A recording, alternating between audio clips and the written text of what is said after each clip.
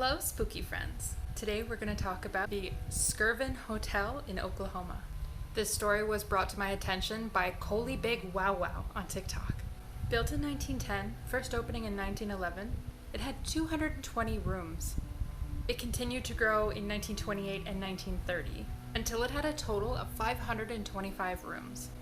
The hotel was named after its founder, William Balser Skirvin, known as Bill. The hotel closed in 1988 and laid abandoned for nearly 9 years until it was renovated by the Hilton Hotel Group and reopened in 2007. The weird part about this hotel and what personally caught my attention is the fact that it is endorsed by the NBA. The NBA has blamed many losses on its athletes staying here. A place so haunted that they can't even sleep.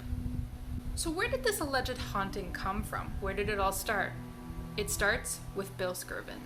The story goes is that Bill had an alleged affair with one of his maids named Effie. She became pregnant with his child, and in order to protect her, he locked her away to avoid scandal and a bruise to his reputation.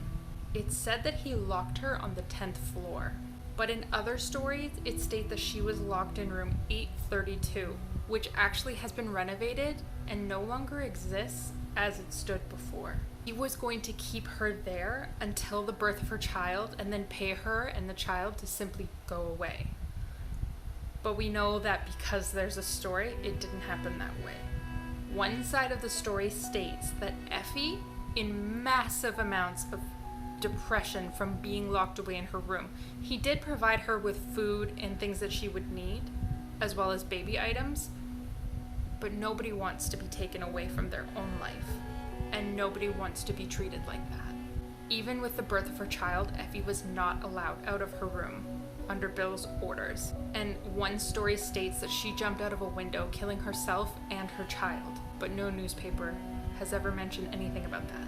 Some versions of the story state that Effie was a woman with low morals, and many men that have stayed at the hotel have felt harassed by her and also propositioned while showering.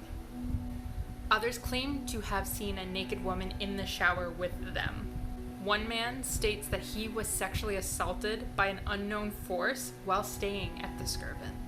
Over the years, many hotel staffers have reported objects moving on their own and strange noises throughout the hotel.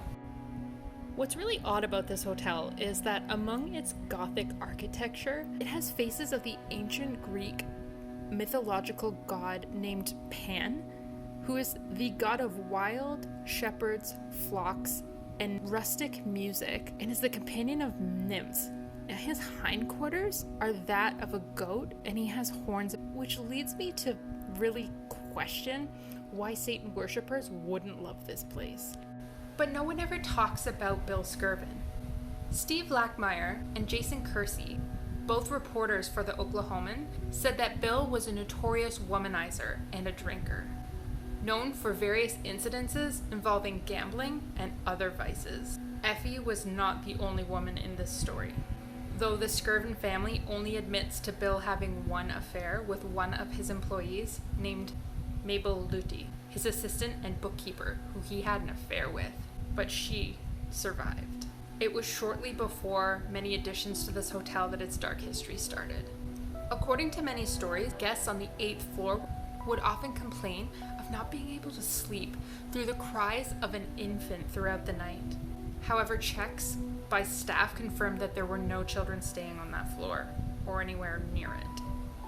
Effie has made her presence known to many people, specifically with the smell of lavender, which was known to be her perfume. The story of Effie has now become the story of a woman with loose morals. It's hard to believe that a woman going through something that Effie did would then turn around and become a nude apparition. However, Effie's spirit can be dangerous. Some even believe that Effie has turned into a succubus, preying on men and threatening to take things from them. One man named John claims that Effie wanted to possess him, to keep him with her and join her in the afterlife. I'm not sure I believe that one, John. John, who was a security guard, one day while driving a truck, she manifested in the truck beside him, pressing his leg down on the gas pedal and nearly killing him. He said it was as if his leg was paralyzed and he couldn't lift it up. During renovations, men would say that they would smell her lavender perfume and that tools or items on the worksite would go missing. One investigation by the OSU stated that they were paid off by the hotel to get rid of a videotape of a maid's cart being pushed by itself down the hall. They said that the hotel feared for its reputation and feared that negative publicity would come from a possible haunting. Undeniable. One story states that the footage is in a vault somewhere, which makes it sound way exciting. Another really interesting side to the Skirvin Hotel is that during the time of the Prohibition, there was a speakeasy in the basement. This was a secret place where people could go, drink, and socialize. During this time, seances were regularly carried out in the basement in hopes of connecting with spirits on the roof of the building. When the hotel closed during the 1980s, it was reported that it became home to Satan worshippers, who supposedly spray painted satanic graffiti within the building and carried out many rituals of an inexplicable nature. A couple of homeless people were discovered in the building, dead. In the 90s, a couple committed suicide by jumping off of the top of the colored elevators just adjacent to the building in a suicide pact. One died immediately on impact, and the second lingered for a few days before passing away. One really crazy story about the colored elevators is that a 2,000-year-old vampire lives in the warehouse there and rules over her kingdom of the night. In 2007, the Skirvin Hotel underwent and opened as the Skirvin Hilton. Since then, there have been many sightings of Effie. Some even say that her true identity is unknown and that Effie is just a nickname. She still walks the halls, disturbing guests and being provocative. The 10th floor, or the top floor, is infamous for this. So this maid's story is not the only tragic thing to happen in this building. There have been many deaths, as well as seances and devil worship. I thought the devil worship part was a little weird and inexplicable until I saw the news. I found an article in the Oklahoman where the Oklahoman courts forced the Satanic Temple to remove a statue of Baphomet that they had put up, and there was quite a fight between the two. It did get removed, however, they will not stop, and apparently this is the home grounds for satanic worship in Oklahoma. Rumors of this hotel's haunting persist. The stamp of authenticity comes from many stories of athletes who have stayed in this hotel and then lost games the next day, and their explanation is downright weird. The most notable example is in 2010 when the New York Knicks stayed at the Skirvin the night before one of their games against the Oklahoma City Thunder. They blamed their loss on not being able to sleep in the hotel.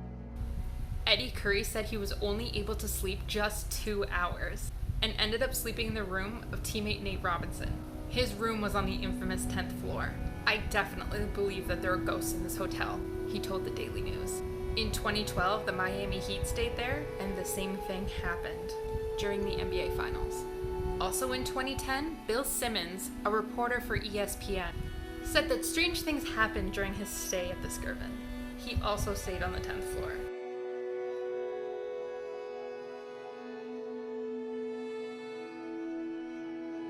Are you going to stay at the Skirvin Hotel now that you're a visitor in OKC? And is it haunted? Because I had an actual haunting experience at the Skirvin Hotel. I got woken up.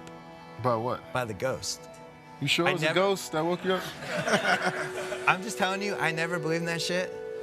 I got woken up. My hairs were on standing on my arms. I didn't know what was going on. I thought somebody was watching me in the corner. I turned on the light. There was nobody there. I never wake up. Like, I have 2 kids. I never woke up when they cried. I woke up, something woke me up in this hotel. That's before you heard about... I knew, I was like, yeah, put me on the floor with the ghost. Yeah, I didn't know mine is anything a powerful about it. thing, man. That's what it is? You got it your own way on that one. So I researched on my iPhone this ghost after it happened, and they said the ghost, like around 4 o'clock in the morning or something, that's when it would, and that was right when I got woken up. I was freaked out. Yeah. Don't stay there. At around 4:30 in the morning, he awoke to what he thought was the sound of a baby crying and got the distinct feeling that he was not alone in the room. The crying was urgent and oddly coming from near the window. When he flipped on the light to investigate, the crying stopped. And many guests have also reported the exact same thing. So spooky. There are many stories of Effie soliciting sex from male guests at the hotel, and from the male staff. She's been reported to disrobe in the shower, and many men report that when they're alone in the room, they can hear a woman's voice soliciting them for sex. Lou Williams, an NBA player for the Lakers, reports that his practice gear mysteriously relocated itself to the hallway through a locked door. He decided that he was just going to check out early. He said he didn't want to spend more time with Effie than absolutely necessary. Clippers player Wesley Johnson said he had an eerie night in the Skirvin Hotel. When he woke up in the morning, his bathtub was full of water, only it hadn't been left running, and it wasn't like that when he went to sleep. How can you not hear the bathtub run? Anyways. Sports commentator Reggie Miller also reported being spooked by Effie. He said that when he went to sleep, he placed his water bottle next to him on the nightstand, and when he woke up in the morning, it was across the room. He was convinced that the stories were real when this happened. So between staff, NBA players, and countless guests, we can definitely say that the Skirvin Hotel is most definitely haunted. So what are your thoughts? Is the seal of the NBA enough authenticity to call this a true haunting? Do you have a story about the Skirvin? Please let me know your thoughts in the comments down below. Also be sure to like, and if you're not already, please subscribe. Also make sure you check me out on TikTok, I post daily. If you're coming here from TikTok, I love you. The Skirvin Hotel.